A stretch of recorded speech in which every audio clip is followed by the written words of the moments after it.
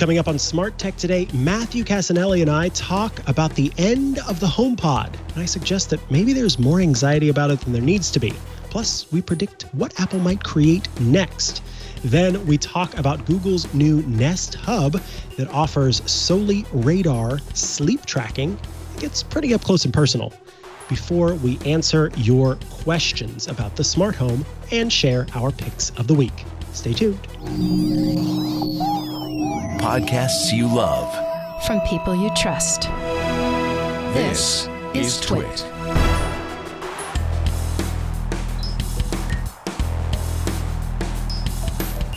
Hey there. Nice to see you.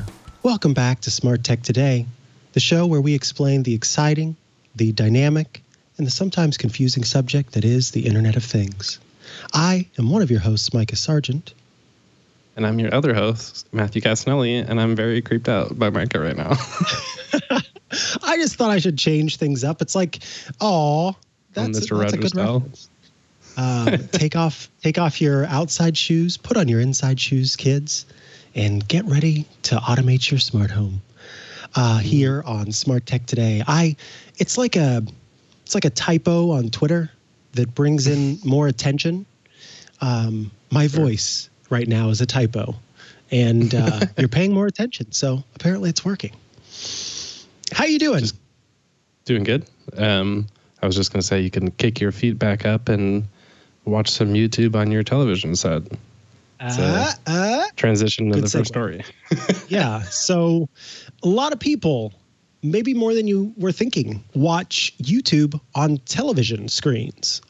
Certainly more than I thought because, well, maybe not more than I thought, but was a surprise regardless because I think of the hoops that one has, through which one has to jump in order to watch YouTube on the television. One example being AirPlaying to your television to be able to watch a YouTube video, or if you don't have an iPhone, I don't know, plugging. Oh, I guess you could Chromecast to it if you've got a Chromecast device. But like launching the YouTube app on the Apple TV and typing in the search term and finding the video is, I hate that process.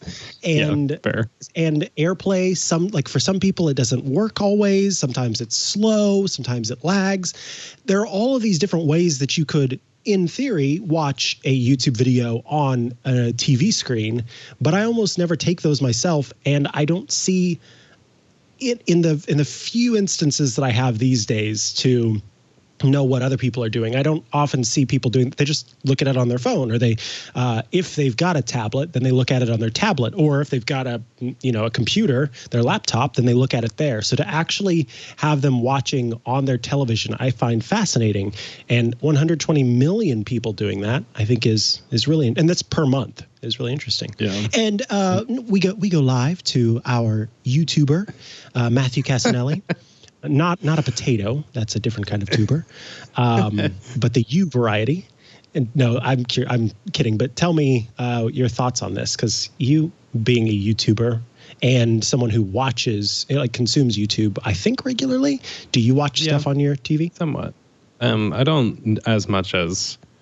I mean, if I wasn't making them, I'd have more time. That's definitely a huge part of it. Is that when you're it takes a lot longer to make the video than it does to watch them. So there's definitely less hours in the day than your average viewer, I'd say. But I thought part of this story is interesting just because it's 20 million more people started watching in the last year on their TVs each month than compared to before. So it's kind of a pandemic trend sort of situation too. Who knows if it'll drop, but it could just be a shift in behavior. I agree that searching for stuff on an Apple TV isn't great. I bet it's also worse on the Apple TV than it is on like an Android TV type situation, probably just because the search stuff is more natively integrated than like if you could just use Siri to search through YouTube, that probably, I don't even know if I've ever even tried that, but I think the watching on the big screen is a really nice experience, especially just because you can lean back and do it. Like I do end up holding my devices all the time. And so just being able to sit more comfortably and watch is always interesting.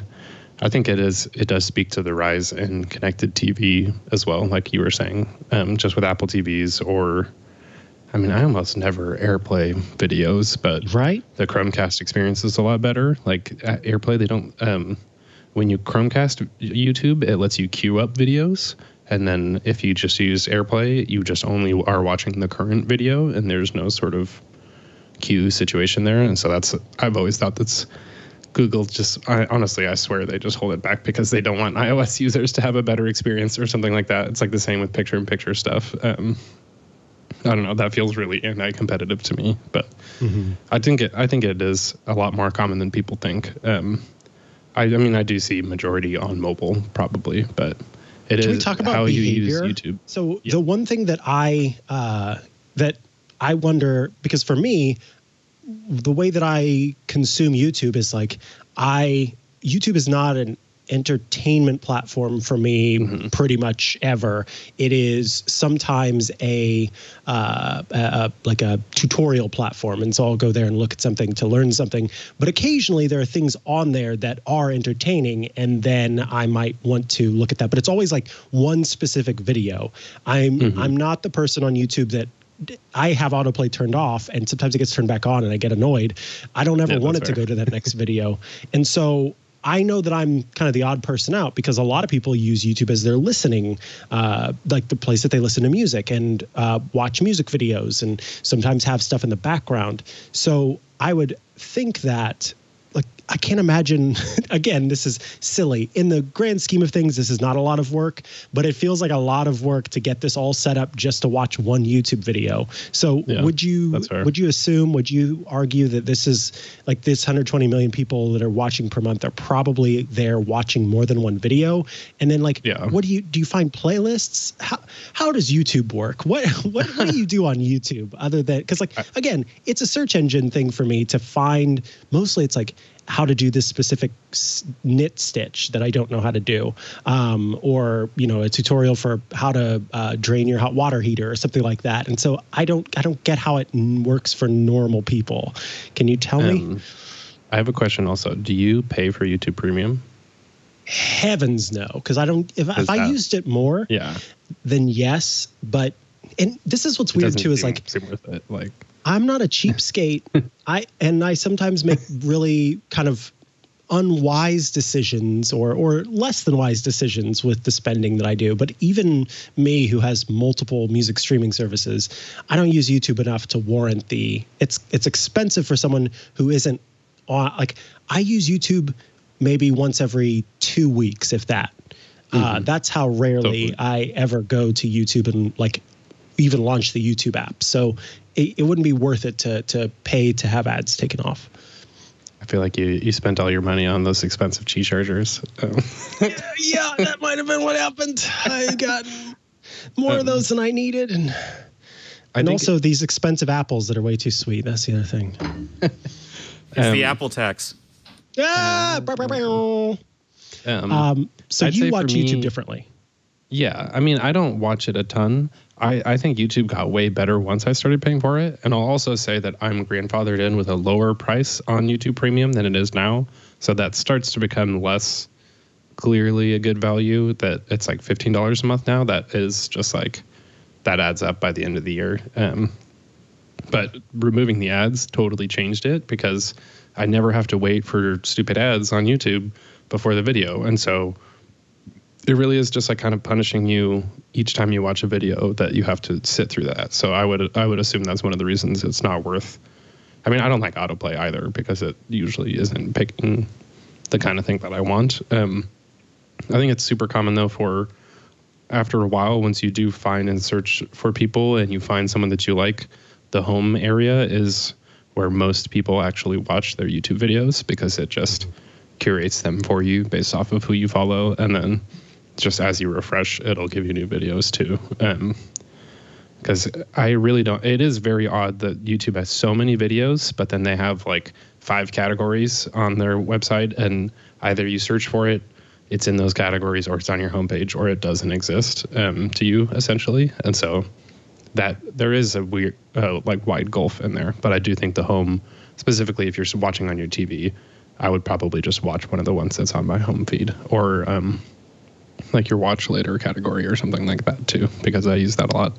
And I try to add them into playlists and stuff like that, so it can be more curated, but it's usually kind of like, I mean, a good example is like Rene Ritchie makes videos every day, and you'd probably just see his latest video on your home feed and watch it on your lunch break or something like that. But it is interesting. I mean, I think that's why, there's a whole breadth of YouTube. Like, some people actually use it for television shows, basically, like those vloggers that are putting out regular content or things like that. They just want to see what's the latest stuff there. And so, especially if you watch it with anyone else, I assume that's like the biggest thing. If you both like somebody, then you can watch it on the TV more. But 120 million people is a ton. And it is, I mean, there's also like 2 billion people watching YouTube. So that does scale up a little bit, but it's interesting. It's like a whole blend. I'm always surprised by it, and I need to test my audio on my like surround sound system, because if you blow out your levels, that's just gonna like destroy somebody's living room and stuff like that. So it's a whole.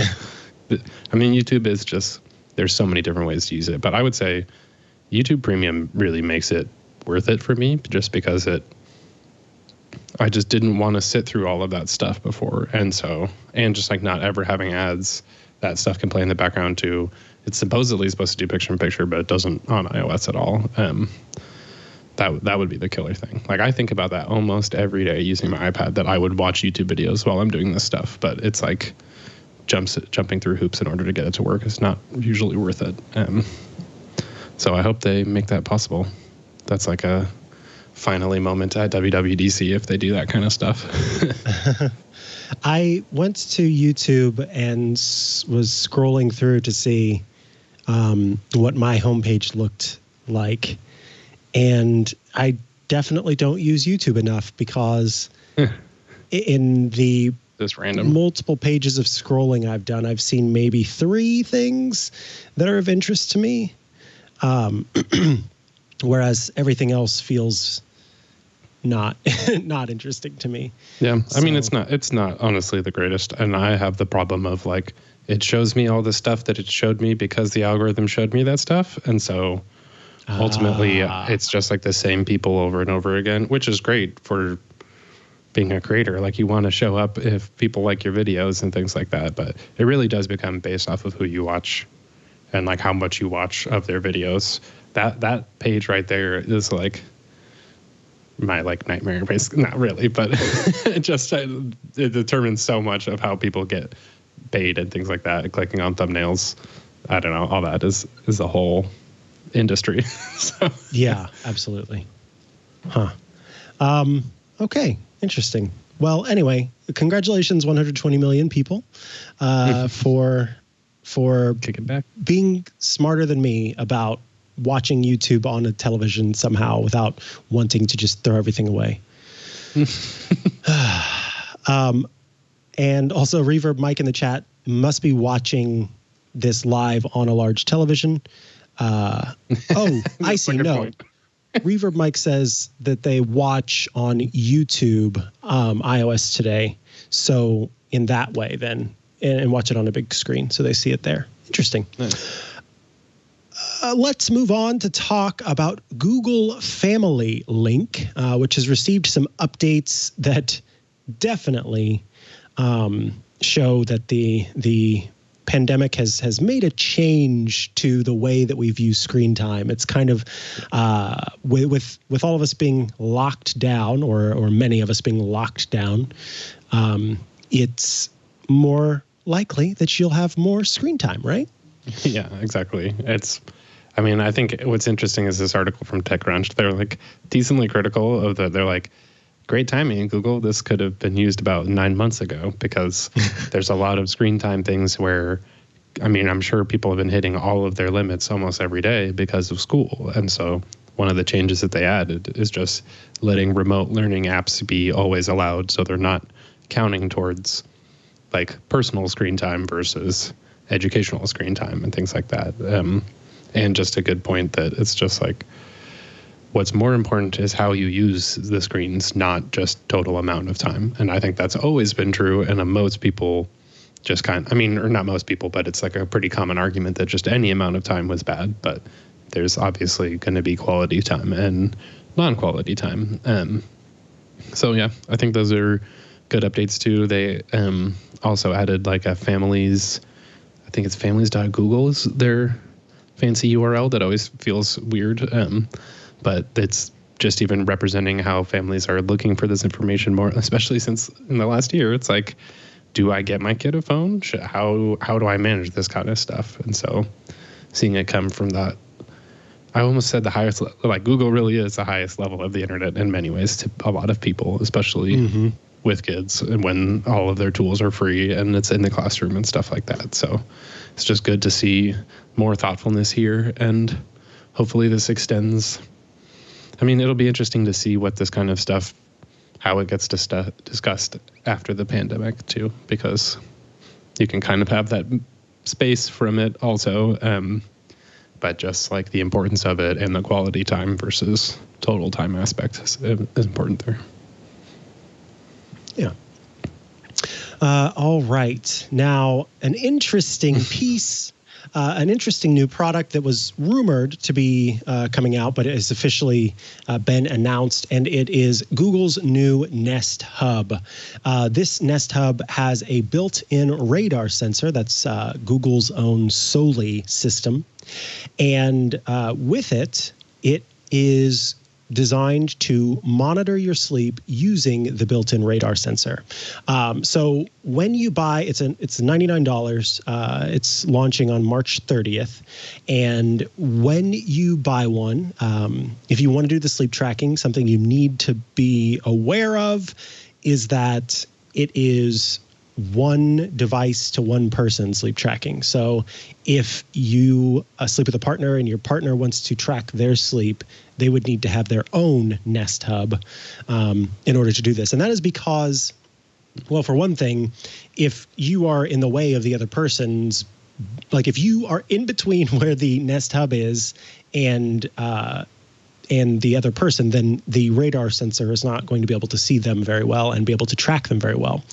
So with this system, you train it over time. So basically you say, hey, I want to do the sleep tracking. And then you lay in bed and you kind of move around and it figures out you and your body. And then over time, it continues to improve as it learns about your sleep habits. I find it fascinating. You know, this is another way of tracking sleep without having to wear something. But I don't think it's better than an under the bed sleep monitor. I especially because, again, it's one person per device. And then also, you know, we'll have to see. I would love to see the results of the tracking and how accurate they are in comparison to some of the other systems that are available. I don't know. I mean, like seeing how LiDAR works with the iPhone and ARKit, and it's accurate, but is it micro movement accurate like Google claims it is for this system? We'll see, I guess. What are your thoughts on this and the technology? It's a interesting move. I mean, it's, of course, every time you see the first headline, it's like Google's new display can track you in your sleep, which always sounds creepy. But we linked to a whole artificial intelligence blog post about how it all works and everything. So they, of course, do their little fanciness. And it seems like it's pretty intelligent. Like they measured against common tactics for measuring this kind of thing and compared and got real doctors to sit through the studies and things like that. So it seems like a pretty solid way to do it. It's, I mean, I have used Sleep Cycle in the past and those kind of apps just listen as well. And so if I'm using that, this is probably going to be the same type of thing. I think it's always just kind of odd when they put this out and it's just like, yeah, you'll have the screen next to you, watch you while you sleep. It does feel different than like a sensor. I mean, some of the like tech media reaction, I always love seeing people. It's like, here's a list of companies that I am least likely to want to watch me while I sleep. And it's like Facebook, Google, Amazon, like all of that, just because they've proven in the past that some of this stuff doesn't. I think this ties into the Google Fit thing that we were talking about last week, where they are doing more of this while making it localized to that account, and so it just feels a little like they're trying to do it right now, but it's always odd to just, I don't want to just trust Google off of the bat, because they don't always practice what they preach in some ways and things like that. I think the Nest Hub itself is a really great product.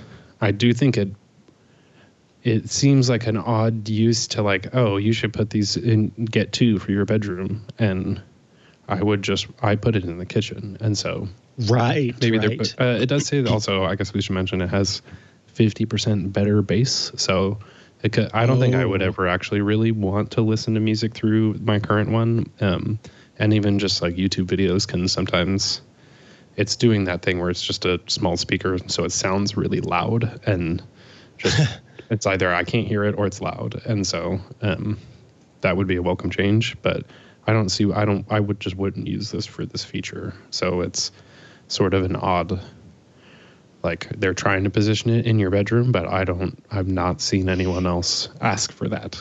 With like, how often are you sitting next to your hub trying to get like your videos and your weather on the display right next? Like I check that stuff in bed and things, or like in the room when I'm getting ready, but just having it hold a dedicated display just for that does seem like a little much. Yeah, what I do like is that there's no camera on this one, which a lot of the other devices do have cameras, and like the ones that are seemingly meant to be bedside ones, like the Echo devices. And so I tend not to have those in my bedroom. I've got an Echo Dot with clock in my bedroom. And even the ones that did have cameras, the new ones have privacy shutters, but the old ones, I quite literally would take them apart and cover up the sensor from the inside and then put it back on. Because if you disconnected the camera, then it wouldn't work. And so with this one, not having a camera at all does make it feel, you feel a little bit more comfortable in theory with having it there. Yeah.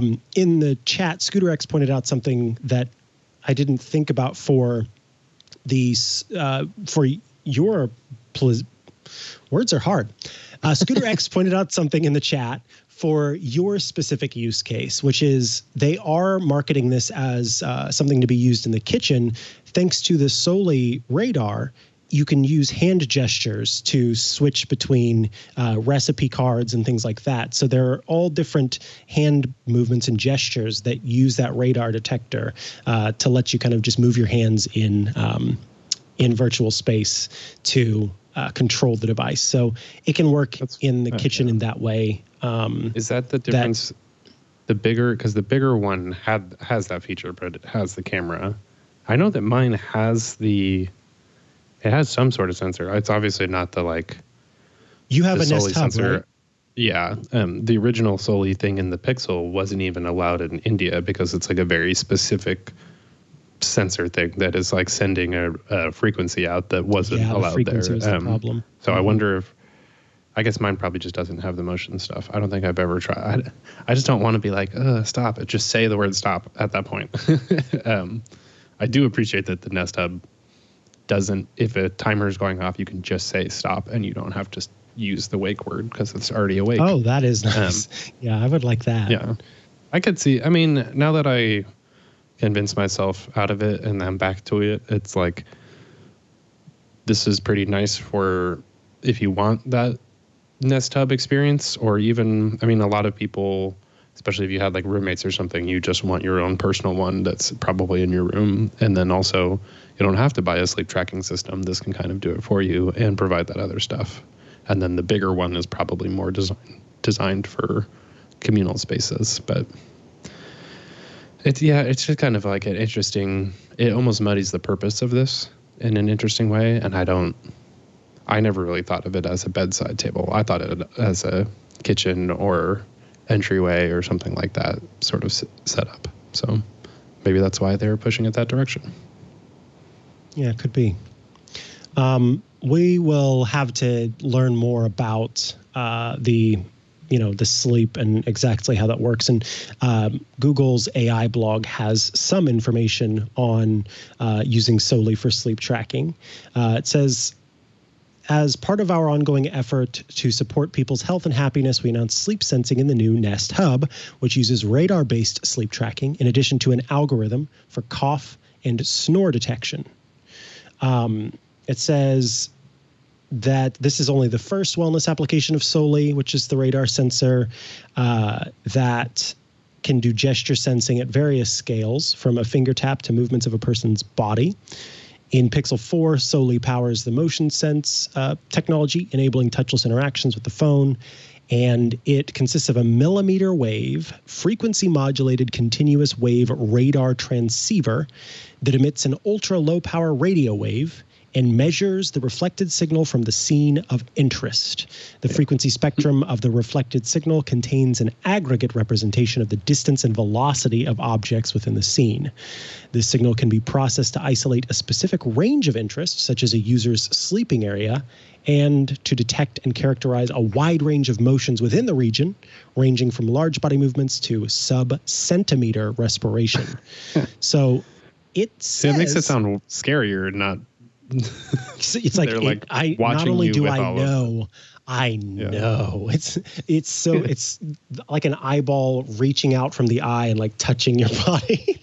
In cartoons, sometimes, they'll have the character that's like gets close and then their eyes open up and it goes, beep. That's how close it is to watching you. So if you can feel radio signals on your body, as some of you might claim, also probably claim that 5G caused COVID, then you probably don't want one of these in your house. That's what I would say. Sure.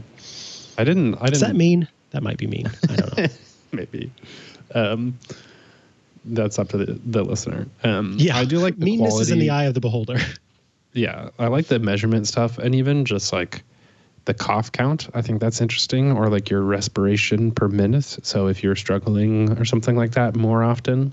So I do think that's an interesting, like the motion is only one angle of it, and this can provide a variety of like markers over time. So I guess coughing maybe is more relevant in this last year than it has been in the past. So that's always good data to get, and like hard information that you would otherwise not be able to track at night. I think it is more interesting than I thought. I just think I'm almost just like more the practicality of the display on the bedside versus in one of those other spaces is what trips me up a little bit. But it's only $99, so that is like a pretty good deal for this level of tracking and things like that. It's interesting. Maybe I'll have to try it, because sleep tracking stuff is very sensitive. I guess the part about needing one on both sides does sound a little expensive at that point, but same with all sleep tracking. Yep. Well, we will have to keep an eye on that as it keeps an eye on us going forward. Mm-hmm. No, I'm curious to see, if radar is a good method of doing this kind of detection, and if there's accuracy to it. But yeah, I think they're going to have to fix that everybody needs one problem.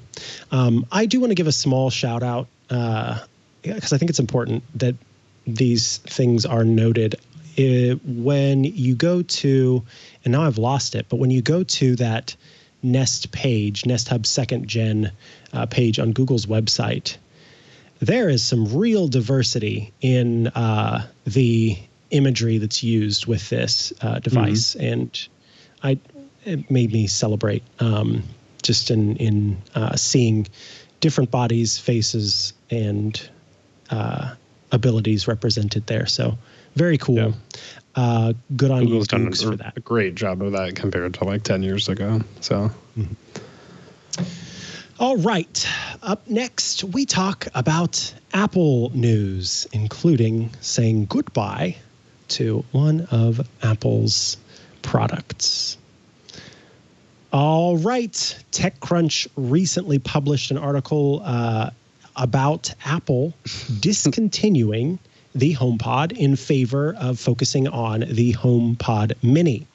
Apple's HomePod was an relatively expensive speaker that has incredible sound in a smallish package, but certainly not as small as the HomePod Mini, and was kind of infamous for missing the mark on being a smart speaker. Where other companies made smart speakers, Apple made originally an Apple Music speaker.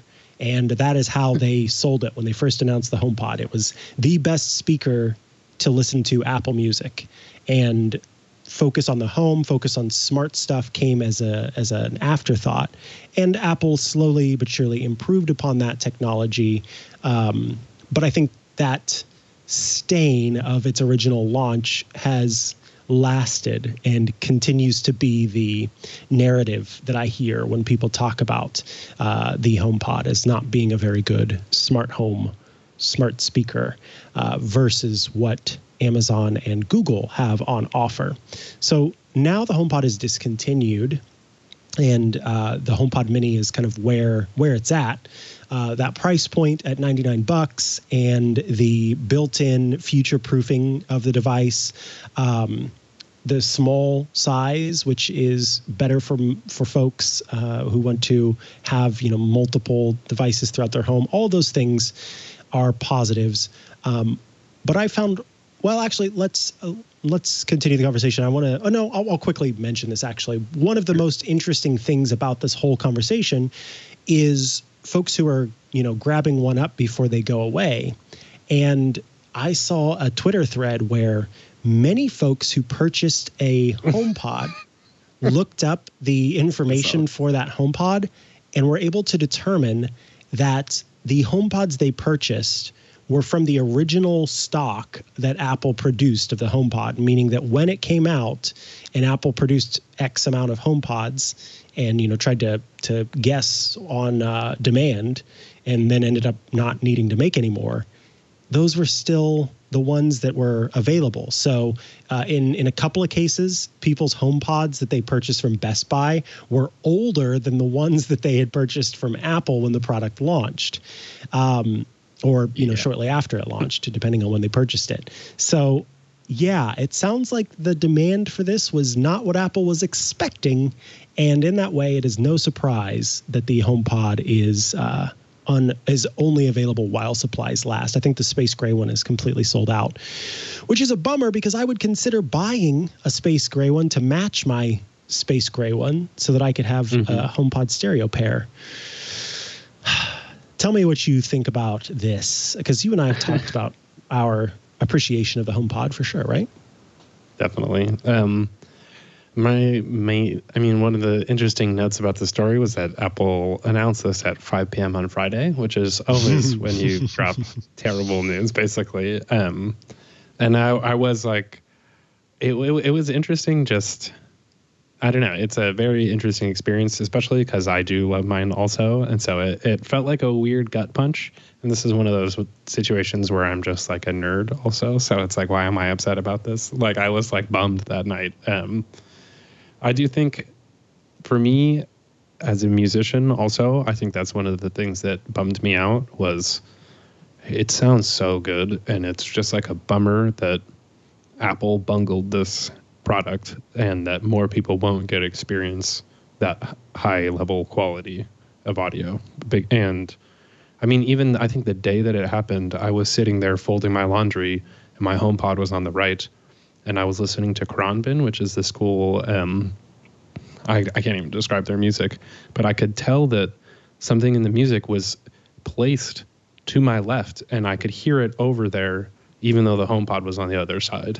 And so I think that kind of experience and the way it fills the room, I think it's just a shame that Apple messed this up or they didn't market it well. I don't think they emphasized any of the features that it has. Like even I'll totally say shortcuts are available for HomePod.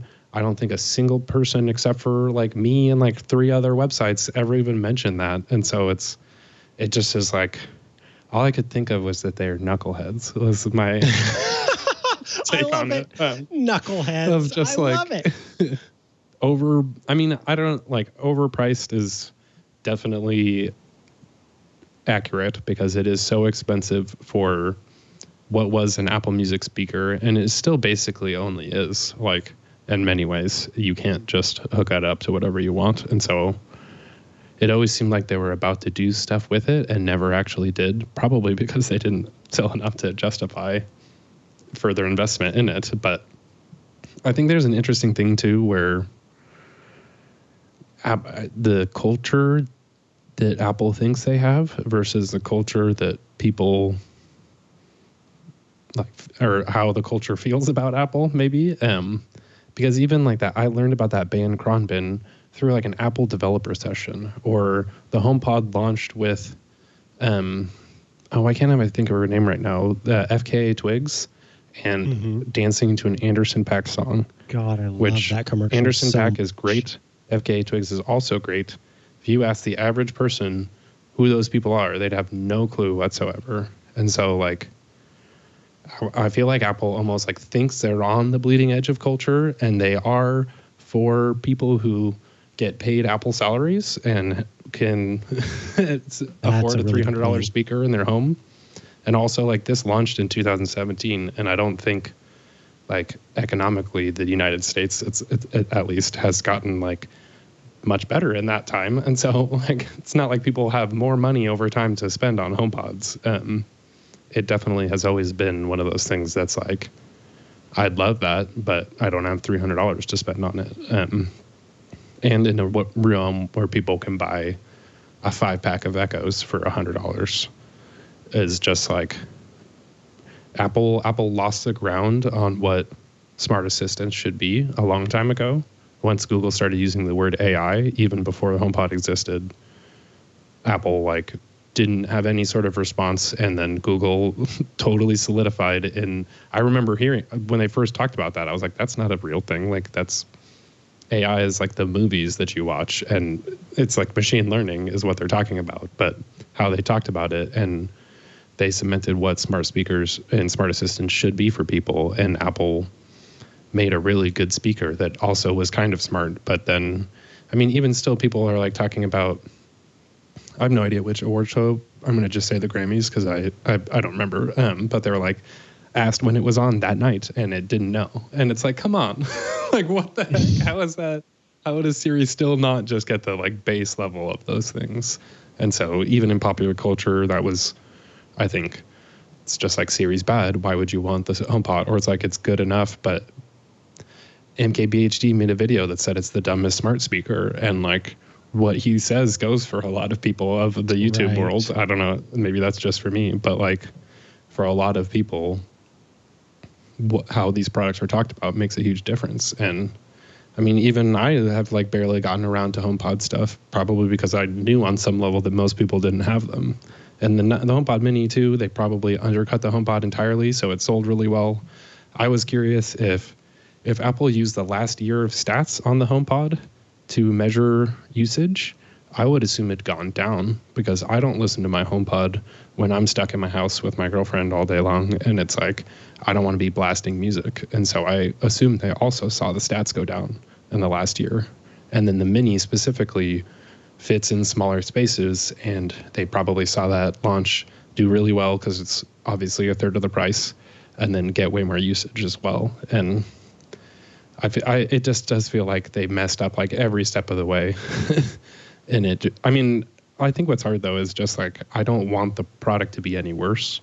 I think a lot of, like the HomePod Mini is both great, but I think a lot of people in the Apple tech media don't think it's good enough to be the only HomePod now. Like, I really like this article, the line in the article in TechCrunch, where Matthew Panzarino kind of like digs at Apple low key. He's like, this could point to their desire to fill every room with quote unquote good enough sound rather than focus on truly unbelievable sound. And I'm like, I agree, because this is Apple like lowering their standards in a way that seems really counter to everything they do in the past, and how they launched the HomePod specifically saying music is part of our DNA. And it's just like, yeah, but not this one, I guess. Or like, I don't know, I'm like a bassist, and so I specifically was making playlists of songs where you couldn't hear any of the bass on the HomePod Mini. Like there's one Tame Impala song where on the low level it's like doo doo doo, and on the HomePod it's like epic and you feel it, and on the HomePod Mini doesn't even exist. And so I just feel like I really hope this is some sort of, I don't know, everybody's like, oh, they're going to make another one. Apple doesn't really discontinue products and say that in the press. Right. And so like I don't actually have that much faith that they would make a $200 one or something, but it's hard to tell because this doesn't have Thread and all of those things, the U1 chip that the new ones need. And so they could do it, but why like punch us in the gut and leave it for however long until that thing comes out instead of just switching it then? So I feel like it's, I don't know. I've got thoughts and theories. So the start with the thoughts. I think that the one flaw that I see in a lot of people's anger about this is the comparison between the HomePod and the HomePod Mini. That comparison is unfair based around the technology that's built into the HomePod and the technology that's built into the HomePod Mini. Of course, the HomePod Mini isn't going to sound anywhere as good as the HomePod. And what I'm about to say is going to come across as potentially smug or arrogant or something like that, because it's like, oh, look what I did. But I genuinely did. I did test the HomePod Mini against the other smart speakers that come in at the same price on the market. And $99 spent on an Echo, $99 spent on a Nest Audio, and $99 spent on a HomePod Mini. The HomePod Mini beats both of those so soundly. And so when you imagine having two HomePod Minis that are, stereo paired, and you suddenly have this great sound experience in comparison to the other $99 smart speakers. Even like I said, though, even just the one HomePod Mini, I feel is, I don't ever want to say blow away with this, because it's not like the HomePod, where the HomePod really blew away other speakers in that same space. It's not that the HomePod Mini is 100 times better, but it is, the sound is so much richer, and it doesn't try to make up for the small size by falsely increasing the bass or anything like that. And so the Echo feels very hollow, and the Nest Audio has bass, but it doesn't feel like real rich bass. And so while the HomePod Mini may be quieter than the other ones, what it does do is reproduce sound in comparison to the other two far better. And it's still a high fidelity speaker, which is the big thing. Like it's not that the HomePod Mini isn't good. It's almost like it's great enough, which is still, I don't know, like, I think that's just it does just feel like Apple bungled something somewhere, especially because it was also sort of creeping up into the home theater replacement, and then they just cut it out of the picture entirely. Probably, I think didn't they just now get that like a couple of months ago, the ability to set it as default? And I'm pretty sure people had tons of issues as well. So they just I think it's like adding features to try to like patch the giant holes in the ship that's out to sea, of just like, it was too little too late for almost every single thing that the HomePod needed to fix. And then the HomePod Mini just like fully undercut it in a way that was totally, like, I listen to my HomePod Minis more because they serve more specific spaces. Even just the whole thing where it is kind of like, I could never listen to my HomePod above 17% without it really like being too loud. But then also that's what I want in a home audio experience. I think it's odd to take away the aspiration in the product line of just like, this is really good and that's all it's ever going to be, is the Mini. And so like, you will literally never have good enough sound for bass for televisions. This is not going to be part of the Apple TV strategy at all, because the HomePod Mini can't put out enough sound and what you expect in home theater. So this is what everybody's saying it, but like this is what they should have started with, and it should have gone up to the HomePod afterwards, and then not had 4 years of Apple burning cash on this product and not actually selling it, and people just not being ready for it, Siri not getting better in the time. Like if the story was switched, I feel like it would be fine, and the HomePod would be amazing, and it'd be like what we were waiting for or something like that. And instead they did it backwards. And I mean, it's very fascinating. I've seen like some analysts are like AirPods Max are next, because I don't know who else. Like that's a ton of money to spend on a personal. I mean, at least you can use them more because you can wear them all day long or something like that. But you've got to assume that. I mean, even just launching a $600 pair of headphones in the middle of the pandemic, I always thought was a little tone deaf. Yeah. And so I would not be surprised at all if that didn't sell well either. I love that. I hope tons of people are getting the HomePod Mini, because I think it's totally a great product. I just think spreading out into like a HomePod, I don't know, maybe they need to go even bigger, or this is where my theory comes into play. I mean, and clearly it really doesn't, ultimately, sadly, it really doesn't matter that those of us who are kind of vocal about this, like I was, because like I said, I'm bummed that they introduced that home theater feature and it really worked so well. And I just, in the back of my head, I've always been going, okay, I'm gonna eventually get another HomePod to set next to the one that I have, so that I can do that stereo home theater experience, and it's gonna sound great. But I think that it doesn't matter that we are all kind of bummed about this, because clearly Apple was not selling them. So the larger majority of people don't care about this, and many might not even know about it at all. Like, there are probably people who, what's a HomePod? Or they've heard the word and thought that it was something else. Isn't that little TV that you have with the Apple logo on it? And so, ultimately, I wonder if the name even. When the name first came out, I was like, what the heck is this? Like, it sounded so dumb. Or like, pod for the home? I mean, it is just like everything wrong with Apple in many ways, of just like, it's very expensive. This is for rich people, and it's limited to their own service. So it's the walled garden. And then also Siri isn't good enough. And then when I do think like the shortcuts angle is complicated enough, and Apple hasn't, in the same way, it freaks me out that they haven't talked about that. Like, I think now this is going to become a thing where it's just like, we assume products are going to die if Apple doesn't produce like good results, or the narrative around it isn't great. And it is just like an interesting mark against Apple that they didn't have before.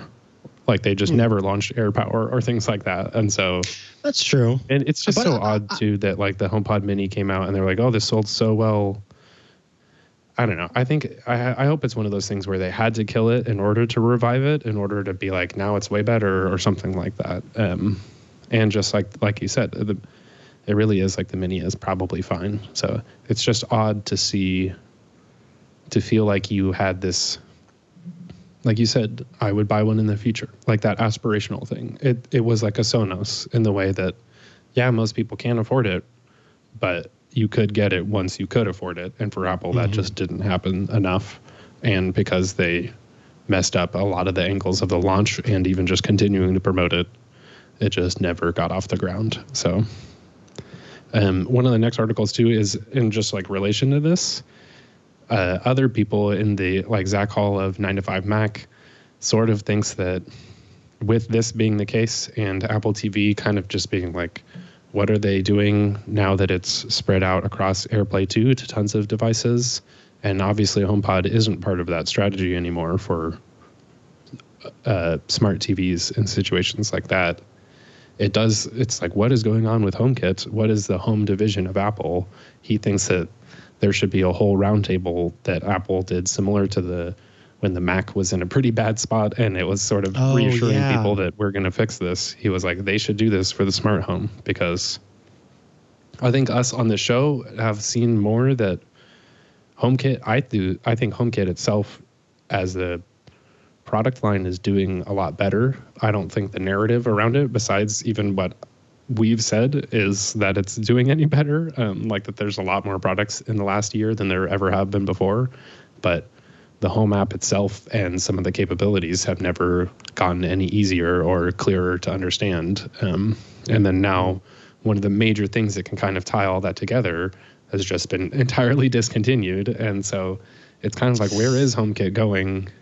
Obviously, I disagree with that last Mini part. Is part though. of it. Yeah, but, I mean, the like HomePod Mini is such a big player.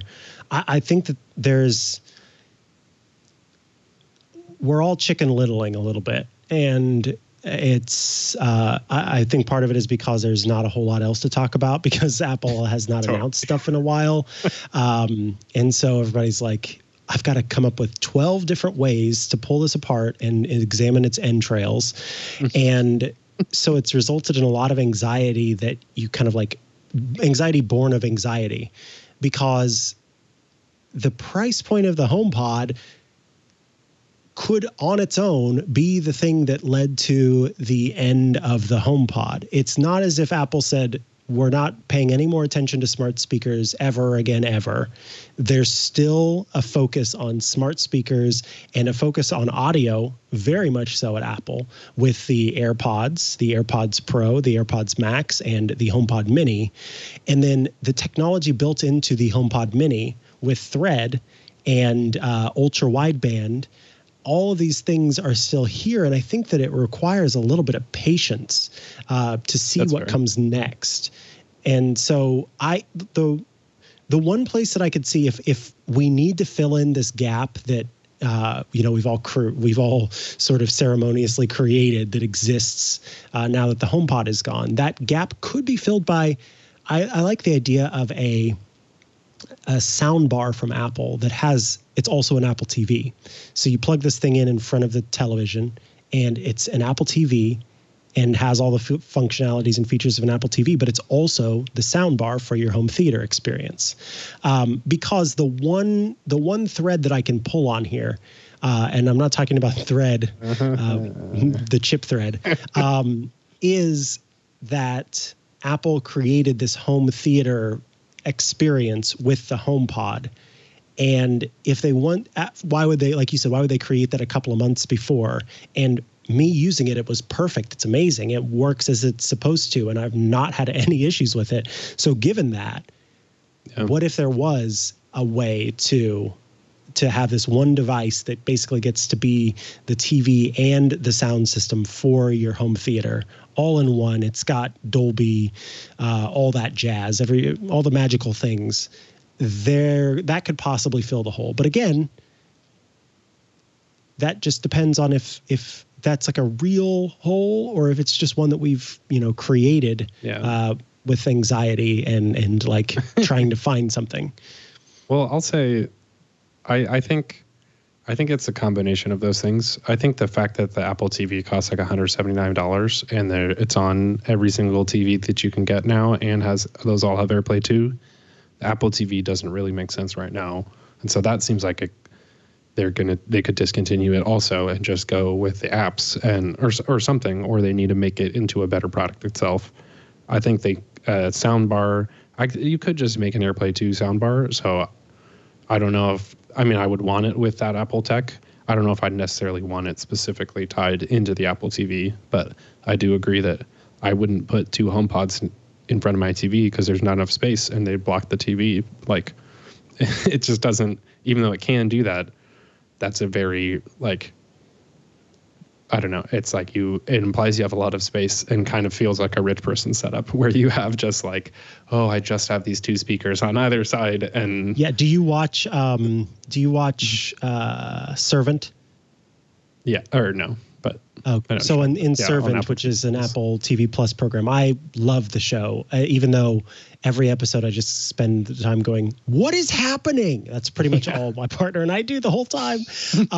And you get more confused as you watch. And for some reason, I enjoy that. But anyway, Servant, in it, the couple has two HomePods that they use. Oh, really?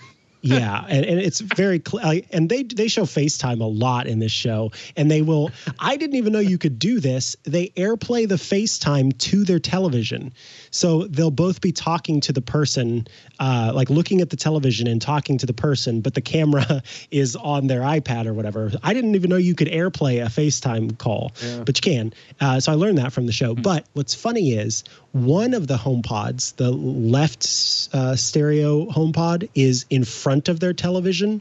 I think it's like above a fireplace or something like that. And the other HomePod, the right stereo HomePod, is behind the television. So it's like one is slightly in front, one is slightly behind, because there wasn't space to put them both in front. But it's like so laissez-faire and casual that I kind of enjoyed it. And I think really what that was, like if you want to analyze that, the idea was, and I don't remember. I think we showed that chart earlier where it was showing the oh no, I was looking at that, showing the difference between the HomePod Mini and the HomePod, and the HomePod there. I guess it was you. See spatial awareness. That's the one that I didn't realize the HomePod Mini did not have spatial awareness. For folks who are wondering what that is, when you first set up a HomePod, or when the accelerometer inside determines that you've moved the HomePod, it will send out audio pulses to determine its position in a space and use that to inform how it puts out sound to make that sound better. And I thought the HomePod Mini did that. I didn't realize it didn't. So that was kind of interesting. But in that, it doesn't matter that one HomePod is in front of the television on the left and the other one is behind the television on the right. With that spatial awareness, those HomePods can put out sound and have it sound how it's intended to. Well, it doesn't have aesthetic awareness though, so. Yeah. I could totally tell when I got the HomePod Mini, particularly because I switched from one HomePod on my desk to, I tried the stereo pairs too, which I just didn't enjoy because the Mac couldn't cast to that. So it just didn't make sense to me because then all my sound was coming out of one side. But I could really tell that it wasn't doing that audio mapping because I had like my iPad in front of it or something. And the Mini sounded like it was coming. It sounds like it's coming from the speaker in all directions. And the HomePod Mini sounds, or the HomePod itself sounds like the music's filling the space. And so that was just like a major difference for me there. But I do think, I think that's one of the really cool features about the HomePod too, but again, sort of does become like, after a certain point, that only matters when you switch it out in a specific place, and it doesn't always like add up to that much better of an experience for, like you said, cut $200 and from the original price, $250 away, and you still get what's almost the same thing, but it still sounds just as good. But it just sucked. It's like, I think that's what the reason I think this roundtable thing would make sense is that it's just not clear the future of the smart home for Apple besides the HomePod Mini, is it's like what they've been pushing for years now is just like the bottom of it seems undercut, and like what you should do with the Apple TV and the HomePod and Siri and shortcuts is not clear at all right now where Apple's going with it. And I mean, obviously this is, like you said, this happens pretty much every March in the Apple community of people just talking about this stuff because we are bored and want to see what is coming at WWDC. And there's usually an event like next week and there's not. So it is just very curious, but I want to see that stuff addressed because Siri, I think, really needs some conversation. I think shortcuts was a part of the HomePod strategy that Apple never talked about. Like even the way that you can control the HomePod from your iPhone, I feel like that's something that most people don't know about and has been like the core of the experience for me. So I feel like I just want to hear them address this loud and clear and not just like drop a 5 p.m. press release on a Friday when it's really changing their product line. So that's fair. I hope they give us some answers at WWDC is probably what we're going to have to wait for. But yeah. Lagging a little bit. Say again? I thought my thing looked a little delayed, but you seem fine to me.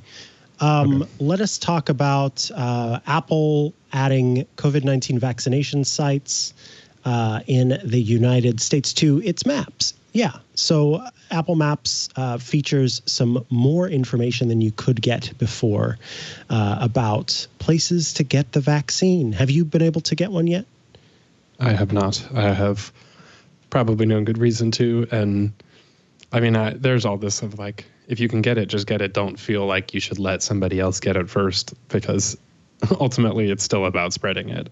But I think it's just a good way to make that information more available, because especially like I just haven't really looked up any of this where I could get it and things like that. And so just having it in the mapping tool that you use to look up every other venue makes a lot of sense. So again, one of those, I think like with a little late for this too. It's interesting, but I guess now that it's been out for a while, so yeah, it's good. You can ask Siri too. Exactly. Yes. Up next, some talk. Ooh, too soon. Up next, some talk about smart tech. That's right, folks. How would you have guessed that we'd be talking about smart tech on this show, Smart Tech Today? Up first, Microsoft has announced, put forth its own wireless headset. And folks seem pretty excited about it. Because not only is it cost effective, but it is what is it that the Verge had said it was? That it doesn't cut very many corners. It doesn't have usually if you're going to get a budget headset, you're going to miss out on some things, and this one really doesn't cut out on stuff. Yeah, I'm curious. I think the major feature for me is it has concurrent wireless connections, and so one of the problems with playing Xbox games with your friends is that a pretty common tool for using voice chat is Discord. And if you are using a wireless headset or a wired headset to your controller to get the game audio, there's no way to talk to your friends at the same time. So like I've seen memes that are basically like, once your Xbox friend gets offline, you're like, all right, let's all switch to Discord now so we can just talk on the PC. Because it is just a nice, it's persistent across games and then also across platforms. So like that's something I play Apex Legends with my friends. And if they're on PlayStation, we have to use the in-game cross-platform chat that also cuts out in between rounds, like when it's loading. So we'll be in the middle of a conversation and it'll just cut, or like you have to actively be in the game, that single game itself, to even see if the other person's online. And so I want this because it's just built by Xbox, has that concurrent wireless thing, so you could listen to Discord on your phone and play games at the same time. And it just looks comfortable and not like, I mean, it is very gamer, but it's not like RGB, like sharp angles. It's kind of minimalist in the look too. I think I'm very curious how warm it is, because that's the problem for me, is that a lot of over ear or like on ear, I guess is the style that it just is like pressed against your ears for hours on end. And so that can be really warm, but these look great. I think just seeing it from Microsoft themselves, and it's $99. So it's not like, if it was like $150, I probably wouldn't get them, but it is within the range. I'm curious if this just destroys a bunch of accessory companies. But also interesting.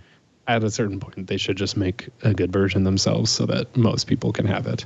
It's like it can auto mute sounds around you too, so it's not just like I really want to know if it can mute my friend's game audio that comes back through. It's the worst.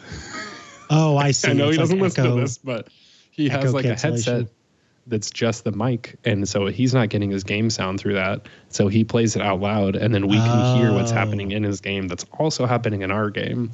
And it's one of those things where it's like, I love you, bro, but this is not I would never stream with that, because that would drive people insane. So it's like, hopefully they can cancel out the game sound specifically. That would be nice. I'm going to send it to him. Yeah, get this, please. So it's like, I just bought this for you. Please use it. And at $99, it's the same price as a HomePod Mini. Yeah, of course, though, it's like one of the, I don't think it's super available right now just because a bunch of people want it. And it seems to be. Is it as unavailable as an Xbox One That's what I was going to say. They come out with products that you can't buy for 9 months for some reason, but I think it's all right. Definitely not the same as an Xbox Series X. All right. So let's see. So Disney World is looking at a way to create, or actually, I think to cut back on e-waste for one thing, but to also come up with a different way to do contactless access at the park. So for a long time, Disney has offered this thing called Magic Band, which you get these in the mail, and it's this little band that you wear on your wrist, and it lets you, it's connected to your account, and so you can like pay for things and cut the line for certain things if you've paid for that, and all sorts of little features. You just boop your band without having to touch anything. Well, Disney is working on something called Magic Mobile, which will let you use your iPhone and Apple Watch as a way to go throughout the park as if it were a Magic Band. I think folks really like to collect Magic Bands for their Disney adventures. Like, I know people who go to Disney. I don't go to Disney, but people who go to Disney and like Disney, part of it is getting that Magic Band, right? So that part maybe doesn't feel so great, but for me, who wants to see more places using the contactless technology in my iPhone, I'm excited about it from that perspective. Yeah, I remember, Magic Band when it first came out was like the Apple Watch type experience, and like, oh my gosh, you don't have to pay, and just like so many things that are now very, very common, like Uber style of just it goes to your room and stuff like that instead of sitting there making transactions over and over again while you're there. But it also just seems super natural to use NFC type things just to scan it in. It's like, why make another million wristbands when a lot of the people are already wearing that product itself? So I think it's just cool to see. And like I want to see more universal scanning with the watch and things like that. Like we just this year are getting that same swipe in for BART in the Bay Area for the transit and things like that. So I think it's interesting that it's taken this long for this kind of stuff to even expand out. But I do think smartwatches, in particular with the health focus of the last year, have become a lot more of like a lot of people probably, it's just super common now. We're in that part of the curve. So cool to see Disney pushing it forward there.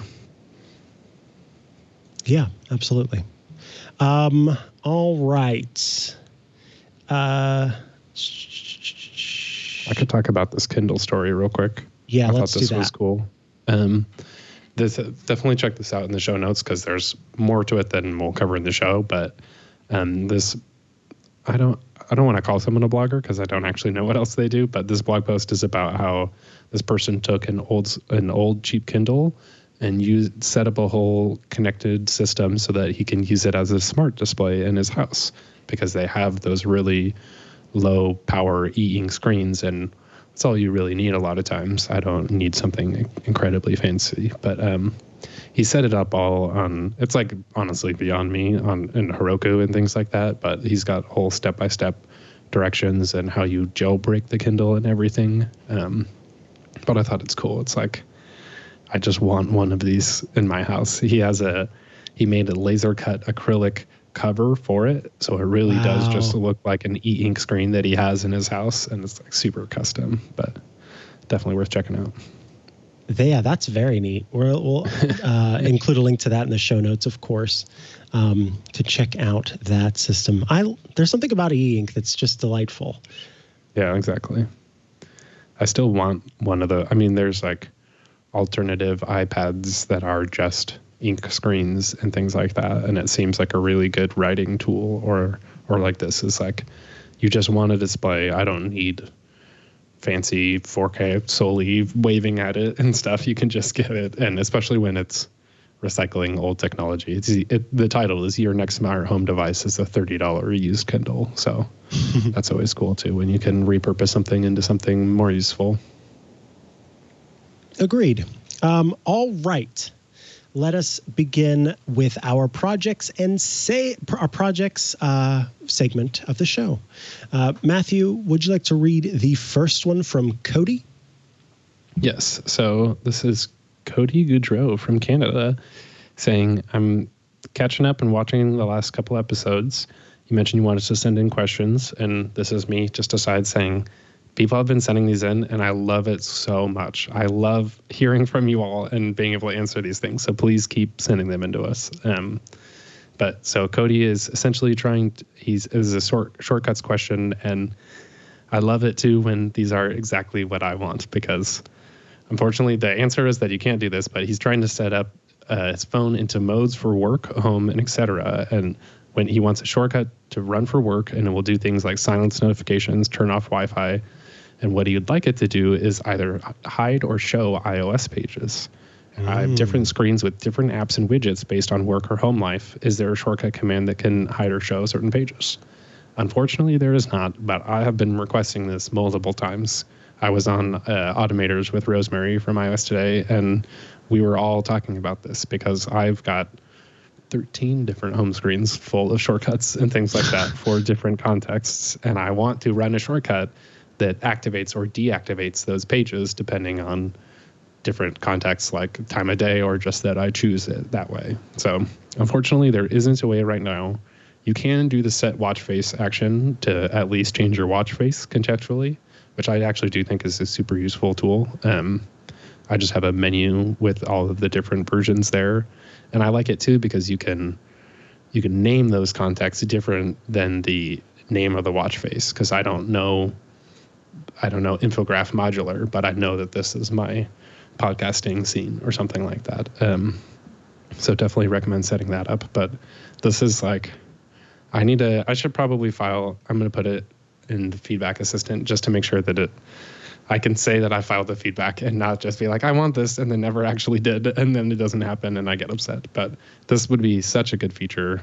The way that you can hide and show screens makes iOS a lot more flexible right now, and I think that should be automated as well. So great idea, Cody. That's exactly what I want, and I hope we get that soon.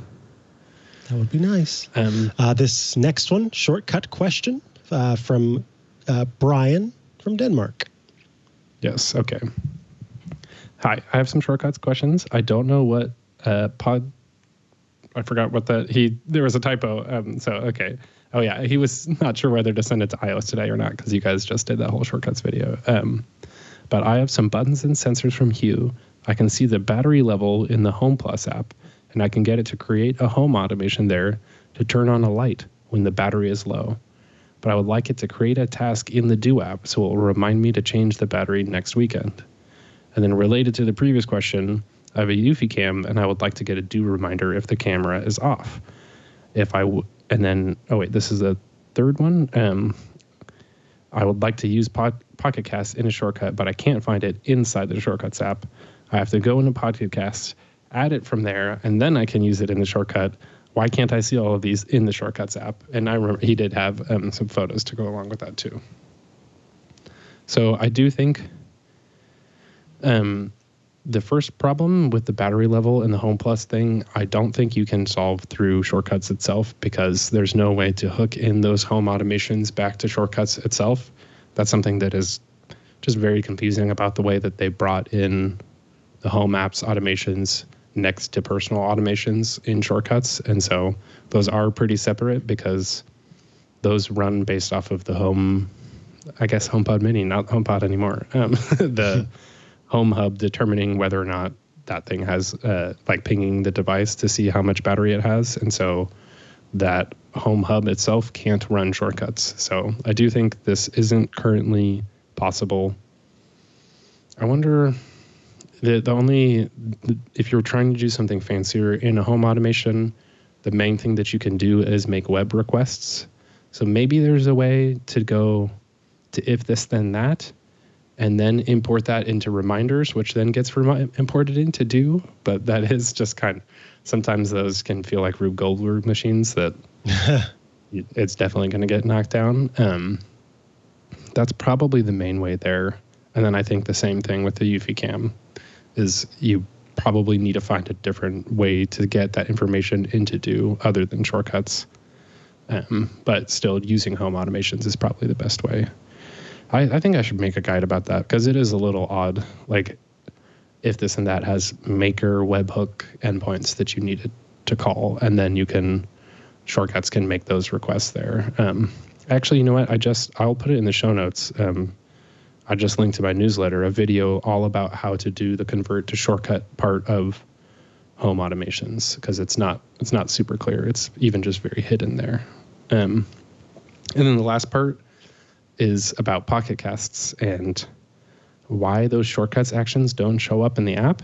And that is a lovely one there, where that is ultimately a result of Apple's rollout strategy of shortcuts. But the original version of shortcuts, app developers would just put it in their app, and then they'd have to have a system where they quote unquote donate the actions once you've used them into the shortcuts app in order to show them all.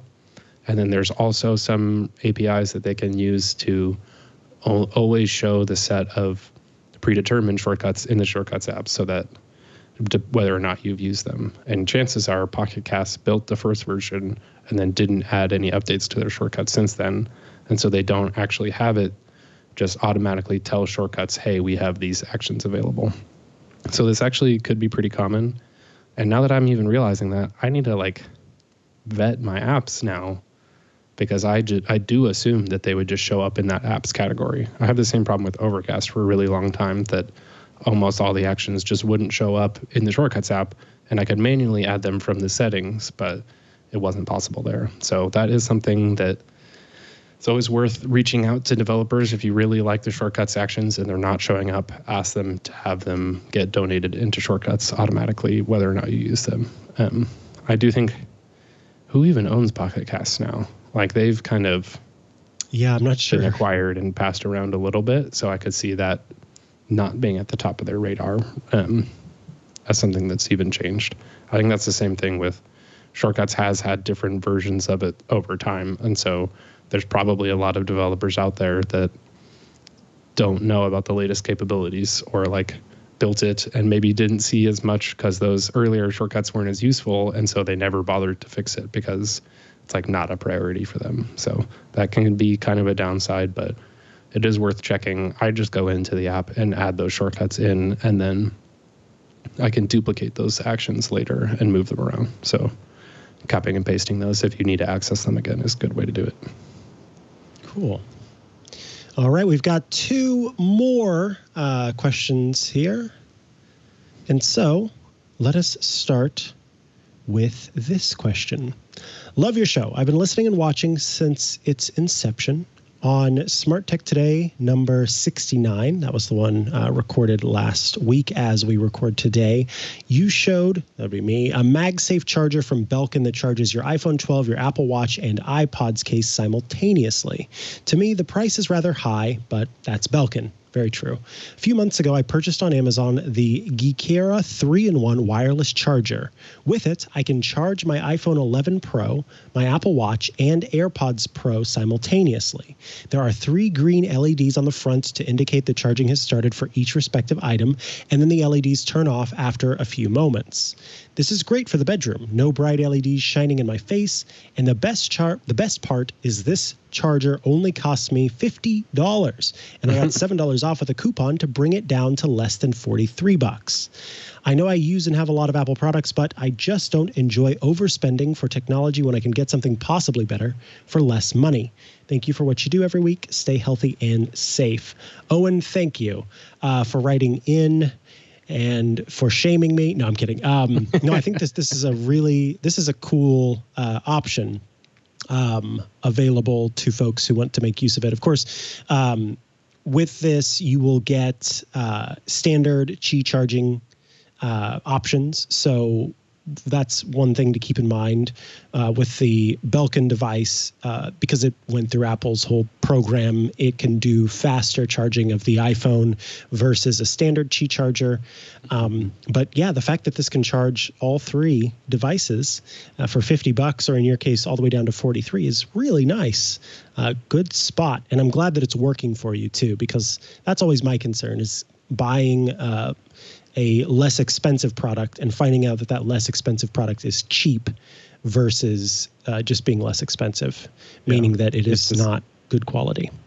I'd love to know if this one makes that buzzing noise that I notoriously hate, because that I've not kind of noticed any buzzing with the Belkin thing, but I'm not sensitive to it, so I'll have to listen closely today when I put when I put all three devices on there. It's almost like what you're paying for there is just not having to, like, there'd be no chance that the Belkin one would do that, or just based. I don't know. My iPhone used to buzz. Remember those iPhones that had coil whine? What was it? The iPhone that's 10? Fair. There's no way they would do it without it being an actual issue. But I do think that's what, just the brand name, I think can go a lot. That's why they can charge more and why it feels more reliable, even if this could necessarily be the same. And this one does have the same, or not the same, but a vertical type design. So one of the things you were saying about that Belkin one is just getting less space off of the surface of the table. It's like the watch is mounted on top, the phone is on front, and then the AirPods are kind of underneath behind in the same spot. So it does look pretty compact.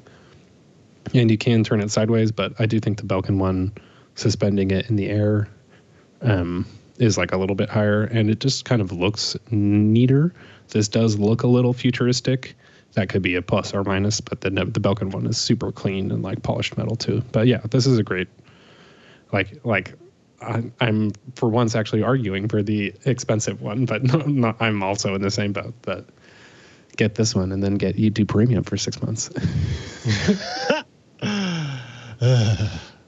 All right. Also, just a random thing is that he uses a smile.amazon.com link. And if people don't know about this, you can just put the word smile before instead of like www.amazon, and Amazon will use a portion of your proceeds towards charities of your choice, basically, or like one specified charity. And so if you use these links anytime you buy something on Amazon, they just donate money. And so I think I do SPCA. I don't remember the ASPCA. Acronym, but, that's what I do. Yeah, and everyone, like every year I get an email that's like, thanks to your purchases, like basically these cats and dogs got $10 billion. And I'm always like, what did I buy again? But yeah, it is always kind of a reminder like, oh, crap, I spent a lot of money. But at least these dogs and cats are very happy, and horses and all sorts of animals. That is the wow. And wait, something for the prevention of cruelty against animals. National Association. No. Oh man, why can't I think of what that stands for except for the end? American Society for the Prevention of Cruelty Towards Animals. So yeah, that's the one that I have set up for mine as well. All right, our last question says, hello. Great show, by the way. Hey, thanks.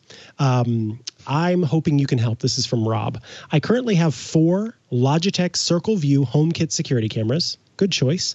And they are brilliant, except for the fact that they're Wi-Fi only, and the Wi-Fi reliability in my area is terrible due to frequency congestion, especially now during the COVID lockdown and everyone everywhere is at home using Wi-Fi to stream movies. The question is there an Apple HomeKit integrated and controlled power over Ethernet wired HD or 4K security camera on the market? Ooh, that was a mouthful of a question. It doesn't need to be waterproof. I prefer PoE, power over Ethernet, 1 gigabit speeds, as it makes delivering power and data simpler.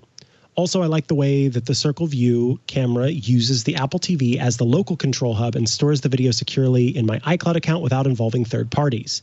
If no such camera exists, please, can you use your influence on Logitech and ask them to stick a 1 gigabit power over Ethernet port on the next model? Thanks, Rob. Well, Rob, for you, Logitech, listen. Yeah, Rob and I really need your help here, pals. And then Sarah McLachlan plays in the background. In the arms of the angels.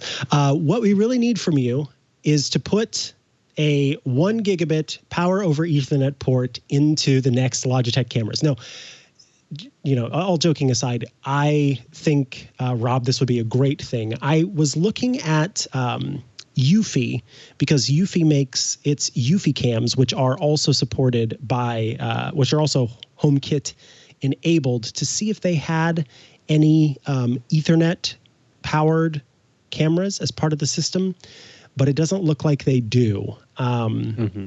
So unfortunately, I think Homebridge is probably going to be more of the route. I was like looking on Reddit, and I think finding those type of PoE cameras and then getting the Homebridge plugin sounds like it's probably going to be the best way, just because that kind of stuff isn't necessarily HomeKit supported yet, or even just making that kind of product that hasn't like gotten down to the depths of HomeKit and the approvals and just the specificity of what you need it for. I think most people would want it, but even just as the consumer level technology isn't as well known. So I think that's going to be the best route. Like I have got a Reddit link that somebody says the Ubiquiti Unify Protect with Raspberry Pi running Homebridge and tying them together. So there's a little bit of setup for that kind of thing, but I do think Homebridge is the kind of route when you want to get some more dedicated products like this. Yep. Unfortunately, that is the state of things.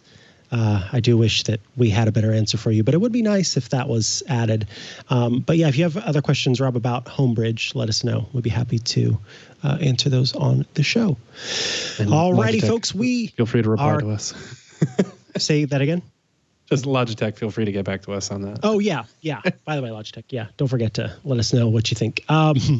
Folks, we have reached just about the end, so it's time for our picks of the week. Matthew Cassinelli, what is your pick of the week? Yes, this is a new app called SceneFlow, which is a way to set up fancier personalized home screens and customization to your HomeKit devices and things like that. So this is a free app, it's a free download, but $1.99 a month or $20 a year. So you can have a whole custom control, different situations like that with your HomeKit devices. The really nice access and layout sort of situation and custom icons, all that. So I just love seeing different HomeKit devices or apps, especially once you start blending the automation capabilities across all of them. It's like you could use Home Plus to have the automations in the background and then use something like SceneFlow just for the front end of it. So it's cool that there's just this variety of HomeKit. There is like a little mini HomeKit app ecosystem on top of it, which is nice. I like the Eve one as well, but this is sort of more dedicated and doesn't feel like one manufacturer's app there. Nice. And you said $1.99 a month or $20 a year for the premium version. I am bringing up a pick of the week that I think I've chosen for this show before, or you've chosen for this show before, but I've certainly talked about on this show. But I want to mention it again because I've been adding some new stuff to it, and that is Elgato's Stream Deck. That is the little device. It's a USB device that is essentially an external keyboard that has a bunch of little display. Well, it's one big display cut up into tiny little squares that lets you set up all sorts of customizations and automations using the Stream Deck. So on mine, I've got a bunch of different buttons for different things, but one example is this one button I hit turns on and off the lights in my studio.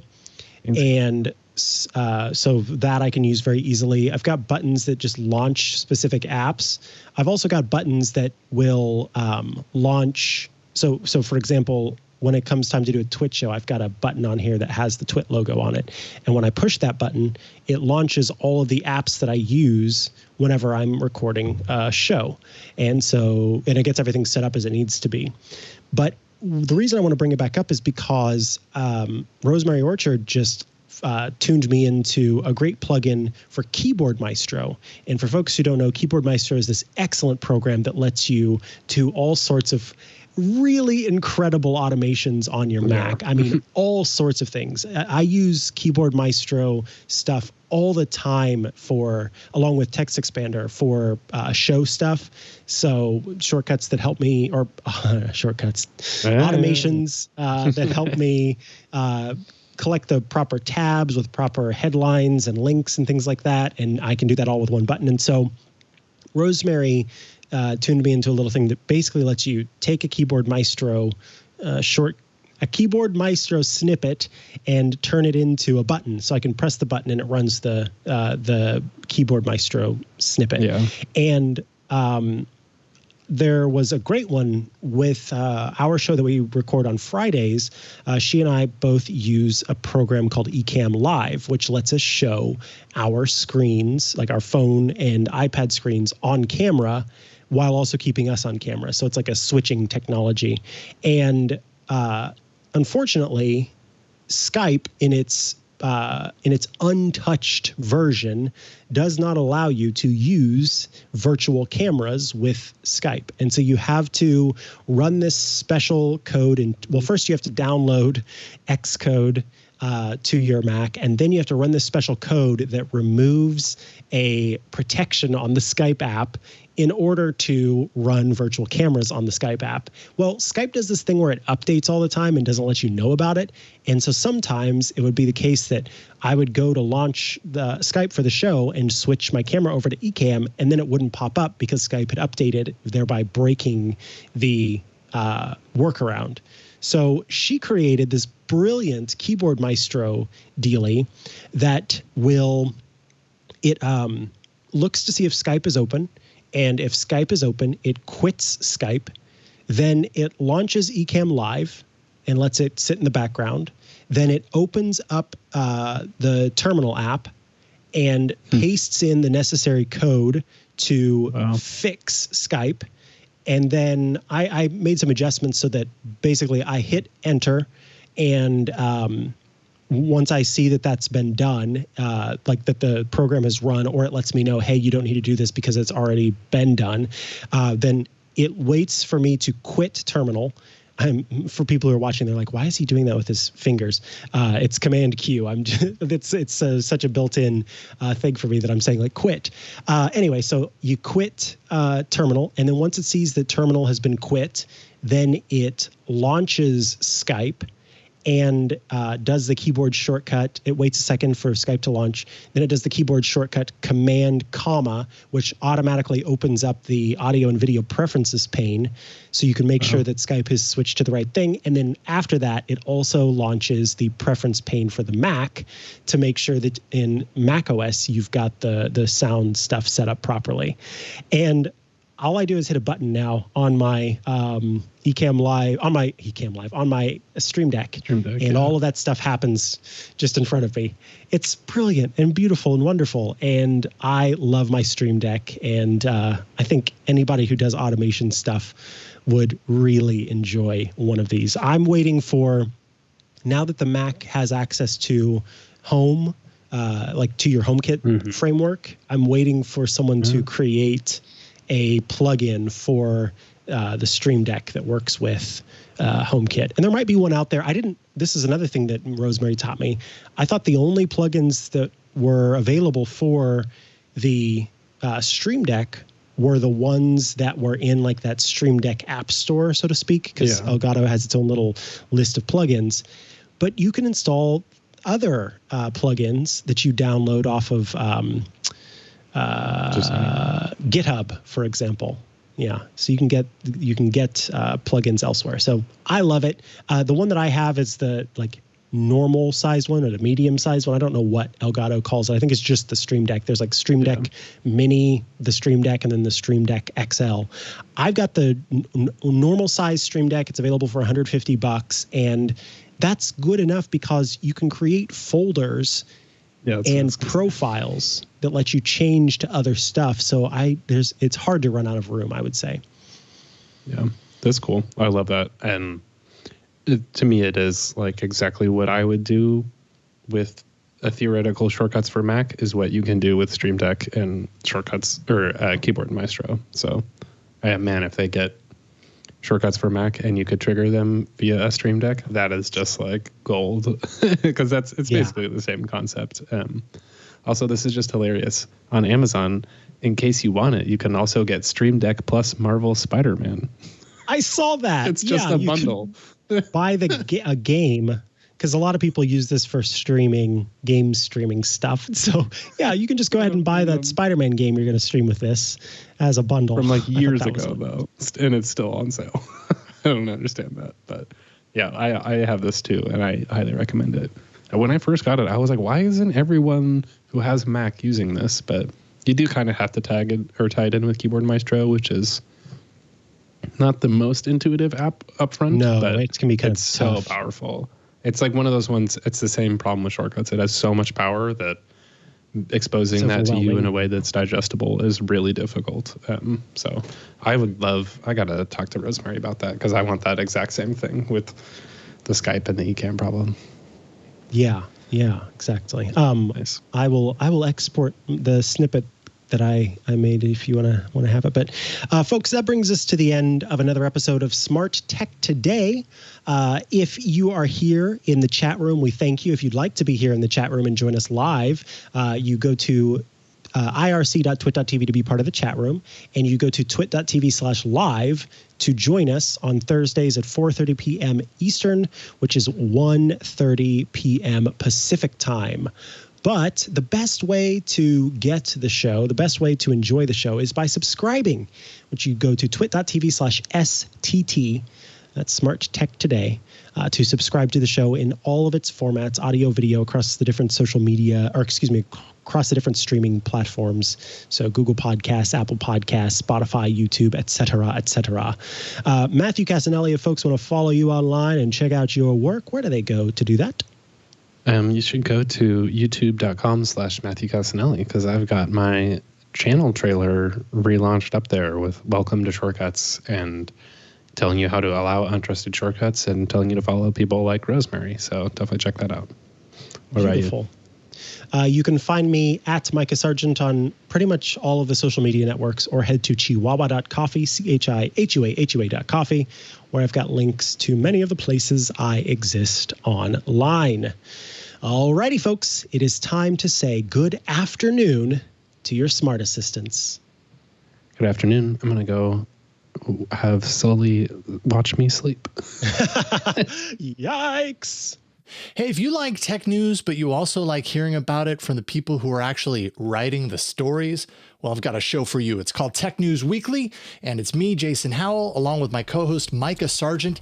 Every week, we invite the people making and breaking the biggest tech news stories from around the web onto this show to talk to us about it. It's a lot of fun. You should check it out. Tech News Weekly can be found at twit.tv/TNW every Thursday. We'll see you there.